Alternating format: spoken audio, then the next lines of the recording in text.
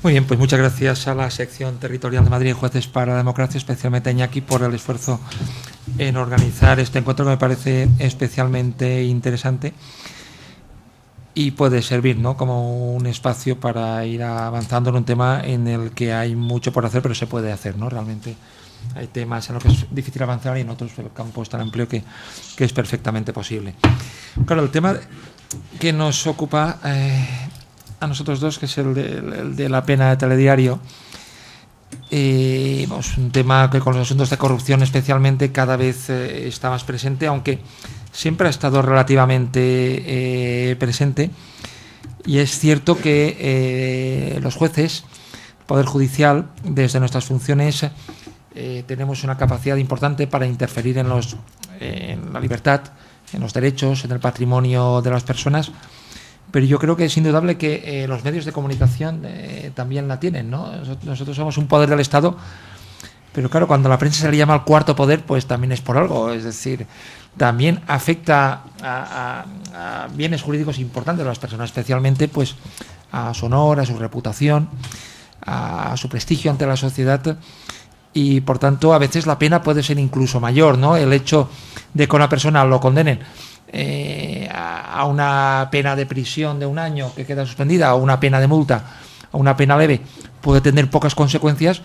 pero el tratamiento informativo que le den los medios de comunicación puede ser una pena en ocasiones mucho mayor para la vida de una persona que la que le pueda imponer un tribunal. Por tanto,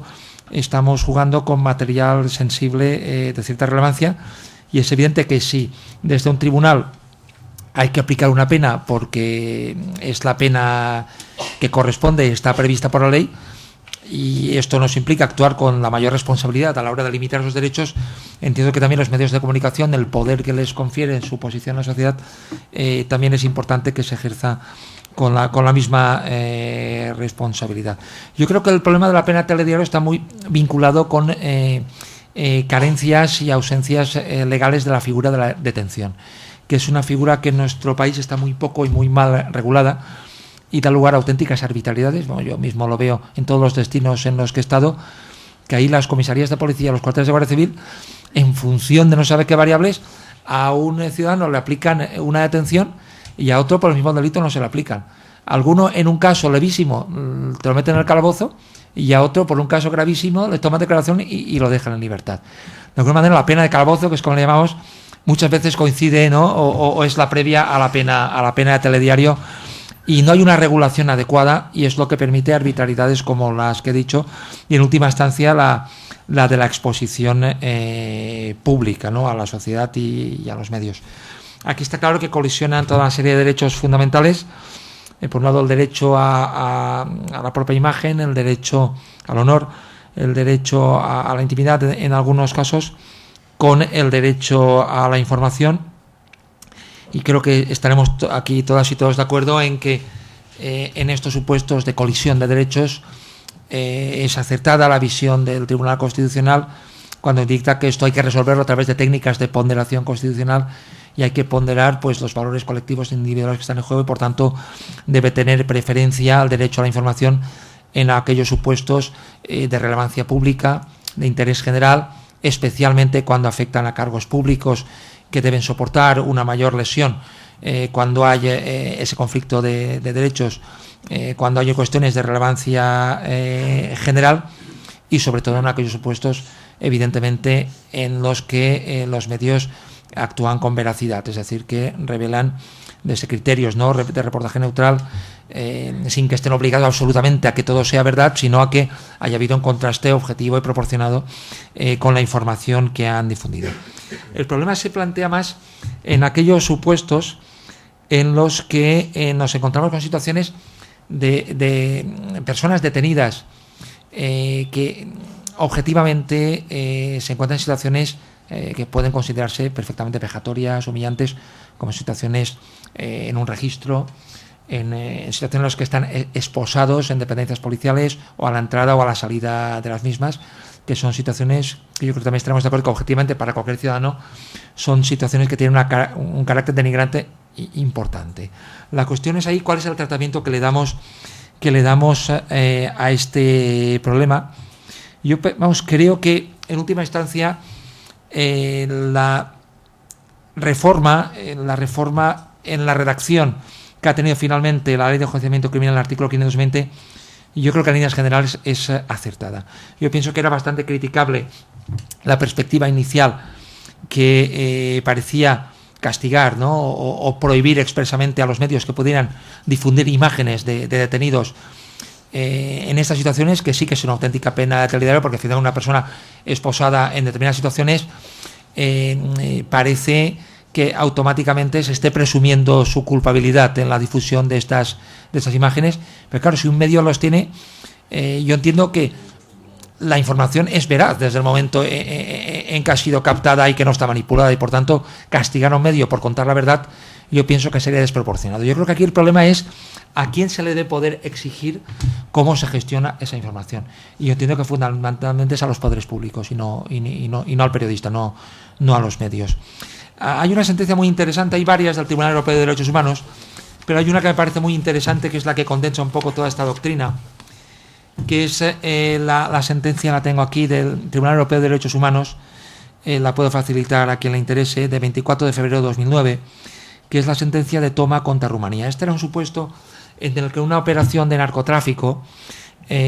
contra una banda organizada, a través de un agente encubierto, se desmantela toda la banda y se detiene a los principales cabecillas del grupo, y cuando están en dependencias policiales, entiendo que para dar mayor lustre a la operación, pues se invita a los medios a que se pasen por las dependencias policiales y a que graben esposados a los cabecillas, ¿no? Estos, después de una serie de acciones, acceden al Tribunal Europeo de Derechos Humanos, y el tribunal lo que dice es que en estos supuestos las personas detenidas están bajo la custodia del Estado, pero no porque estén en esa situación, digamos, su derecho a la propia imagen, su derecho a la vida privada en última instancia, su derecho al honor y a que no se difundan esas imágenes, no queda anulado porque estén bajo la custodia del Estado. Y una cosa es que los medios de comunicación hayan accedido a esas imágenes y a que puedan difundirlas, y otra que el Estado pueda invitar a los medios a que se pasen por dependencias estatales para captar esas imágenes. De alguna manera, el conflicto lo resuelve el Tribunal Europeo de Derechos Humanos en la línea de no castigar a los medios de comunicación por difundir una información veraz, sino por castigar al Estado, como se le castigó a través de la indemnización correspondiente, por permitir el acceso a esas imágenes que forman parte del patrimonio personal, a la privacidad de las personas cuando están siendo objeto de una detención. Hay que tener en cuenta que en estos supuestos la persona está privada de libertad, que no da su consentimiento, como si estuviera en su domicilio personal, que no da su consentimiento a que se difundan unas imágenes determinadas, y es el Estado el que lesiona sus derechos en estos casos. Yo creo que en esta línea va la reforma de la Ley de Enjuiciamiento Criminal, cuando dice primero lo que ya decía la ley, porque claro, últimamente algunos políticos han rasgado mucho las vestiduras por esas imágenes, pero es que ya la Ley de Enjuiciamiento Criminal ya decía más o menos que el Estado no podía facilitar este tipo de imágenes. Lo que decía es lo que ya dice la reforma en su primera frase: la detención y la prisión provisional deberán practicarse en la forma que menos perjudica al detenido preso en su persona, reputación y patrimonio. Esto ya se decía. Por tanto, si no se quería perjudicar la reputación de Rato, no hacía falta haber convocado a los medios en directo a que grabaran, digamos, la imagen del registro de su domicilio, o muchas otras imágenes de personas menos conocidas que se han producido. Ahora la reforma lo que añade es otra frase que descarga toda la responsabilidad, no en los periodistas, sino en los órganos estatales. Lo que dice es que quienes acuerdan la medida y los encargos de practicarla, así como de los traslados ulteriores, velarán por los derechos constitucionales al honor, intimidad e imagen de aquellos, con respeto al derecho fundamental a la libertad de información. Creo que esta última postilla es especialmente importante y sitúa todas las perspectivas del conflicto. Por tanto, entiendo que precisamente si en muchas ocasiones esto se ha vulnerado, ha sido por la actuación de los poderes públicos. El caso de Rato es bastante claro, pero ¿cuántas veces hemos visto imágenes de personas detenidas en ropa interior en su propio domicilio, con imágenes difundidas con el anagrama del Ministerio del Interior? Es decir, que esto, si se ha producido, no es porque los medios hayan accedido de manera más o menos ilegítima estas informaciones a través de filtraciones, sino porque la propia policía, en muchos casos, para dar lustre a las informaciones, habiendo una norma que ya realmente les impedía difundir estas imágenes, pero la realidad es que estas imágenes se han difundido desde organismos de carácter estatal, y es discutible que esto pueda tener un interés general, es decir, ver en calzoncillos al pederasta hacia lineal cuando registran su domicilio. Esto, como dice el Tribunal Europeo de Derechos Humanos en esa sentencia, esto no es información. Digamos, la información es que se ha detenido a una persona por estos hechos, con las valoraciones que se quiera. Pero difundir una imagen determinada sin consentimiento de la persona afectada, es discutible que esto afecte al núcleo del derecho a información. Y ya para acabar, también indicar que precisamente la gestión posterior, no solamente en las detenciones, en la pena de telediario de que a la persona se le saca esposada y parece que se presuma su culpabilidad, es decir, los medios, entiendo que deben informar de la forma más favorable a la presunción de inocencia y no al contrario. Entonces, claro, cuando uno ve titulares de medios de comunicación, y aquí han habido muy pocas excepciones, realmente muy pocas, la práctica total de los medios han titulado: detenido en Francia el asesino de Eva Blanco. Los medios ya han juzgado y han condenado cuando realmente aquí lo único que tenemos son unas investigaciones policiales que deberán acreditarse en el juicio correspondiente, pero no se puede presumir ya la culpabilidad del imputado. Yo recuerdo un caso de mi propio pueblo, yo soy de Cullera, un pueblo de Valencia. Aquello me impactó bastante, pero casos como estos he visto bastantes, ¿no? Una persona conocida en el pueblo que estaba estudiando Bellas Artes en el País Vasco. Vivía en un piso de estudiantes con gente de allá,